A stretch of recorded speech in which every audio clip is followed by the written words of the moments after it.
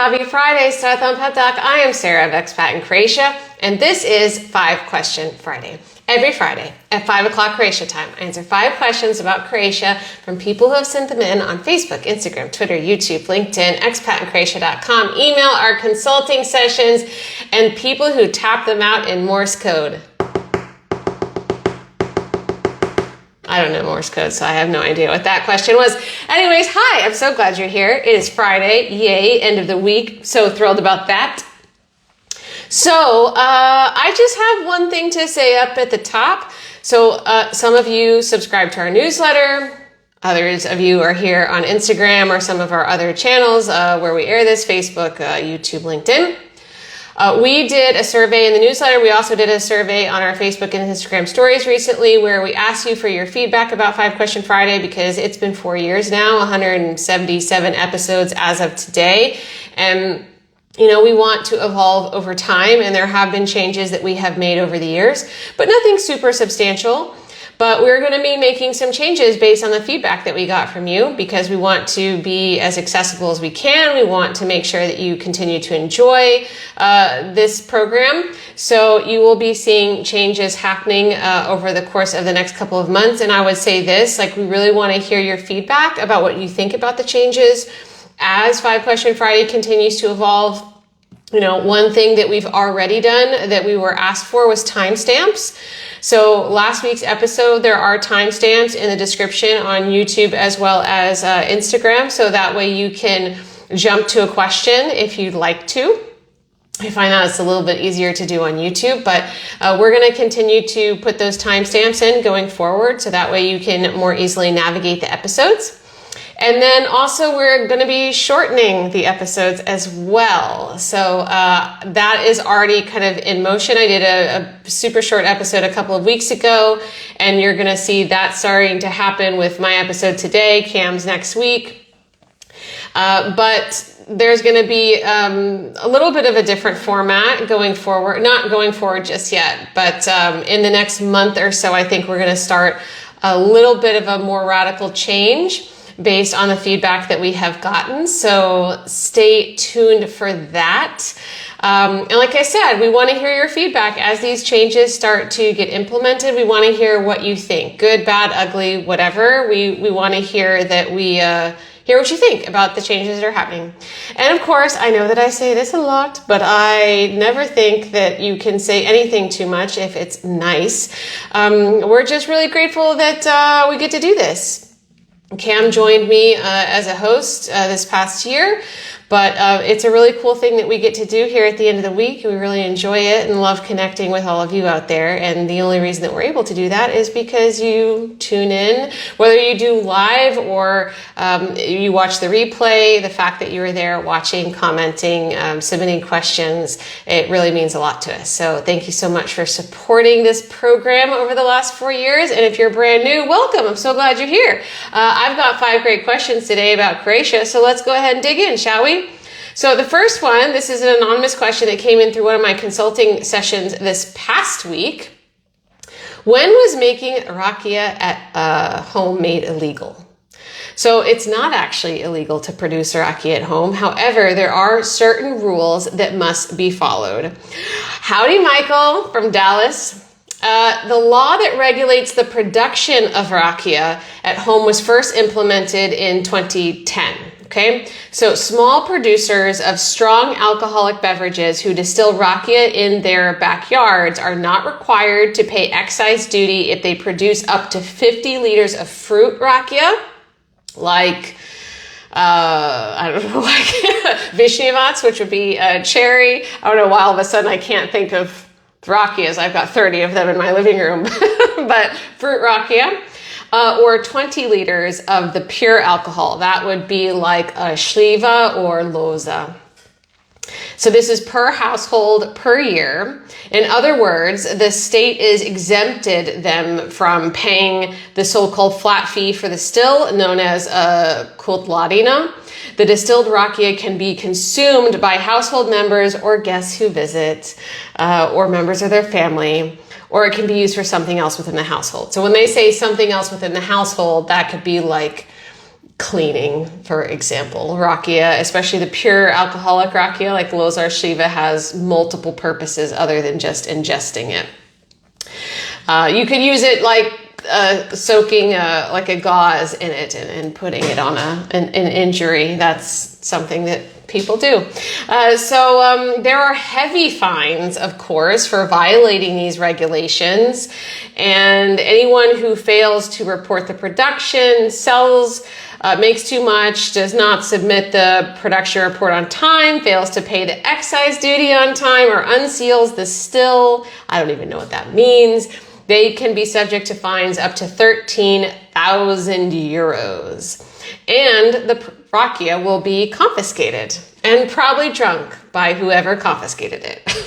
So we have a guide that we can send you on this. It's all about rakija, why it's important in Croatian culture, what is it, different types of rakija. So lots of great stuff in there if you would like that. YouTube people, you can find the link down in the description. Instagram people, send us a DM. Everybody else, just drop a comment and we will get that to you. Or you can just go to expatandcroatia.com and you will find it there. Just type in rakija.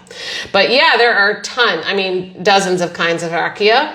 I wouldn't even say that list is comprehensive, because you have rakija that is native to specific regions. You have ones that are drunk all over the country, but then you have ones that are from specific villages or regions or županja. So like one great example is Biska. Biska is native to Istria. Biska is mistletoe, which is lovely. That is a hefty, strong rakija. You really have to have a strong constitution to knock back Biska. But yeah, so I find that I'm always discovering new rakijas every single time I travel around to Croatia. So that's a really fun thing to explore. All right, so the next question comes from Maria on the 5-Question Friday forum. I want to purchase nice clothes that will help me look European, not American, and household items like small kitchen appliances when I move to Croatia. Are these items readily available in Croatia, and how are the prices compared to US or Canadian prices? They're definitely available, absolutely. So we have malls here like America did in the 90s. So yeah, there's tons of department stores, not just in malls, but like standalone boutiques. You can also buy stuff online. Like while we don't have an Amazon Croatia, you can get access to Amazon Italy, France, UK, Germany. Most of the time people order through France. It usually has the lowest cost. Germany's all in English, so that's also a common one as well. But we also have our own shop. So like, quite frankly, it's very rare that I order anything off of Amazon, because 9 times out of 10, 9.9999 times out of 10, you can buy whatever it is that you're looking for within Croatia, whether it be at a shop or online. That's absolutely possible. So you don't necessarily need to have an Amazon. I understand that that's probably the go-to for people who are coming from North America. But or other parts of Europe that have their own Amazon. But in Croatia, it's not totally necessary. You can usually find all the things that you can here within Croatia. In terms of the cost, American and Canadian versus what we spend here on clothes and small appliances. Well, for one, Croatia has 25% VAT. So that's our equivalent of sales tax. It's value-added tax that is added to most products. So I find that when it comes to appliances, they tend to be a bit more expensive than North America because of that tax. When it comes to clothes, I find it to be comparable. I know that there are a lot of people who will do shopping in North America and then they come bring stuff back here. I've also done that myself. So certain things, like I love Levi's. I really love Levi's, and I will only buy them in North America because it's far cheaper than to buy them here, because here they are an import. And so it's not just about VAT, it's also about the import cost inflation to it. So it really depends on what it is you're buying. But for the most part, I find that the prices are comparable, which is a problem if you live here and you have a Croatian salary. But if you have a North American salary, then it's probably not going to sting as much. Okay? So what I would say is there is a tool a site that does cost of living calculations, and they do it for Croatia as well as the individual cities in Croatia, and you can even do a comparison. And I find that their cost of living calculator is pretty accurate. So it's called Numbeo or Numbeo. I don't know how to pronounce it. I've never heard anyone say it. But we do have a link to their Croatia page, and then you can kind of subdivide by city from there. So if you want that, we got it. All the ways. Description, DM, comment, all that stuff. We can get that to you. Okay? Next question comes from Nico on the 5 Question Friday forum. I have Croatian citizenship and I live in Indonesia. I am 37 years old and would like to start a retirement fund in Croatia. From the information I found, I understand there is a way, but I'm not able to contact someone who can explain what I need to do. Please, can you help me with this? Yes, I can. So Croatia has 3 types of pension funds. Now, the first 2 are managed by the government, and then the third one is private. So whenever you are employed by a Croatian employer, they're required to contribute to the first 2 pension funds, okay? And then the third one is an optional thing that you can set up yourself. So Croatian citizens living abroad who are not working for a Croatian employer actually can contribute to those first 2 government-run funds, but they have to meet certain conditions. So they must live outside Croatia. They need to be employed by a foreign employer. They are not mandatorily insured under foreign regulations, and they are not mandatorily insured under EU regulations. So let me give you an example. Most of Europe, I don't like to be completely comprehensive on this because I do Croatia, I do not do any other country. But my knowledge of the European Union, I feel pretty confident in this, that most countries in Europe, they have some kind of pension system and healthcare system that is run by the government, okay? And in most cases, the companies are required to contribute to these on your behalf. Not always, sometimes it's partial, but nevertheless, the point is that in most cases, they have a state-run pension and health insurance system. So if I'm living in Germany, for example, and I am employed and my employer is contributing to my pension fund, I would not be able to also contribute to my pension fund in Croatia. You do it in one country, not the other. Okay? So you have to meet all of those guidelines. And if you want to contribute to your pension fund, the first 2 funds, you have to personally request to do so. And you need to do that through HZMO. HZMO is the state-run fund that manages pension. So that is who you need to submit the request to. The third type of pension fund, which is private, you can sign up for that through a private insurer. That is usually either a bank or an insurance company here in Croatia. So you would need to contact them. We do have a guide that goes into excruciating detail about Croatia's pension system and all 3 of those funds. If you would like that, we've got it. Go to expatinCroatia.com, pension, or YouTube people, description down below, Instagram people, DM us, everyone else, drop us a comment and we'll get that over to you. Okay, this next question comes from Putri on the 5 Question Friday forum. We are doing a family reunification permit, but we don't have a Croatian translator in Indonesia. Another person in Indonesia. May we submit our documents in English translation? So if you are submitting an application for the digital nomad permit, then you can submit all your documents in English. But everybody else, including this person who's submitting one based on family reunification, everybody else has to have their all of their documents translated into the Croatian language. The exception is a passport. That doesn't have to be translated as long as it's in English, but everything else will need to be translated into the Croatian language. So what do you do if you're living in Indonesia or some other country where it's maybe not as easy to find an official Croatian translator? So you need to contact the Croatian embassy or consulate. Usually they have a translator that they can recommend. Usually they kind of hover around the consulates like a hive. So that would be the first place that I would start. You can also use a court interpreter in Croatia. You don't have to be in Croatia for that. You know, if you are in a situation where you need to get something translated and you can't actually enter Croatia until you submit all those documents to a Croatian consulate, what do you do then? You can use a translator here. So you can send them a PDF of the document that they need to translate. They will translate it, and then they can courier the official translation back to you. Because when I say, why does it need to be couriered? Because they put a seal on it with a rope. So they can send that as in a courier envelope to you, and then you just attach it to the document that they've translated. So that shouldn't be a problem at all. And then the third option is if you're working with a lawyer in Croatia, then, one of the lawyers we recommend, they do arrange translation for you. It's not they just pass through the cost from the translator, but they arrange the entire thing for you. And again, it just gets couriered to you in the end.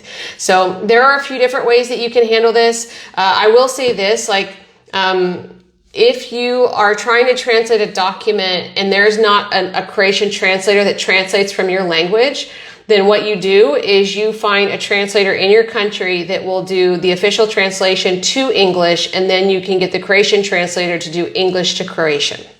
And all of that should be attached to your document. Okay? So we have two things that we can give you. So one, we have a guide on residence based on family reunification, and family reunification is a broad category because you can reunify the family in a lot of different cases. Goes over all of them, including the requirements of the procedure. And then there's also a recommended translator that I would like to give you. So there is a translation company. They have offices all over Croatia, and it's the one that I use whenever I have to get my documents translated. They're called Linguasoft. LINGUA-SOFT.HR. I find them very easy to deal with. You can pay by credit card in addition to cash, which is great if you are abroad. But they're wonderful, and they have multiple translators, so sometimes they can get things done a little bit faster than a smaller translator. So we have a link to their website as well. Okay. All right. This is our last question. This comes from Irene here on Instagram. I'm an entrepreneur and a medium. Are there any rules around being a medium in Croatia and offering services? So my colleague Daniela helped me with this, and she said that she couldn't find any solid information about opening up whether or not you can open up a company based on this kind of activity, and there are no references in the law related to this activity. But whenever you choose to open a business, you must choose a primary activity from the NKD rule book. And since there's no specific activity that matches this type of work, the best choice is this one that I'm going to read in Croatian, and then I will say it in English. So it's 96.99, ostale osobne uslužne djelatnosti, which means other personal service activities. Okay, so it's kind of like a catch-all. But however, it's important that you speak to a lawyer and an accountant before you register any business to make sure that you are choosing the right activity, because sometimes, especially with mediumship, last week, we were talking about life coaching last week, and some businesses, the government doesn't know how to deal with them. So you don't want to get too far down the path without confirmation that you're actually going to be able to register this type of business. Here's a great example. A friend of mine, he's been here a bit more than 20 years, and he opened the first hostel in Split. So because of that, when he went to go register his business, they were like, we don't understand what's a hostel. And so he was really kind of in a battle with them because there was no activity that matched what he was trying to accomplish. Now there's an activity for it, but at the time there wasn't. So you want to make sure by speaking to a lawyer and accountant that you know exactly which activity is going to be if it's not a straightforward one. We do have a link to the NKD. It's in our guide on Obert, which is a trade. So I would recommend starting there if you are opening up a business. That way you can see which activities are already listed, and that'll give you a better idea of how easy it's going to be to open up a business based on that. Okay. So that's it. That's it for this week. Like I said, we're going shorter and shorter. But yeah, so all I have to say is thank you again for being here. Next week, Cam will be here with you, and then I will be back I will be back in 2 weeks. So thank you so much. I hope that you have a wonderful sunny weekend, ugodan weekend, and vidimo se. Ciao, bok!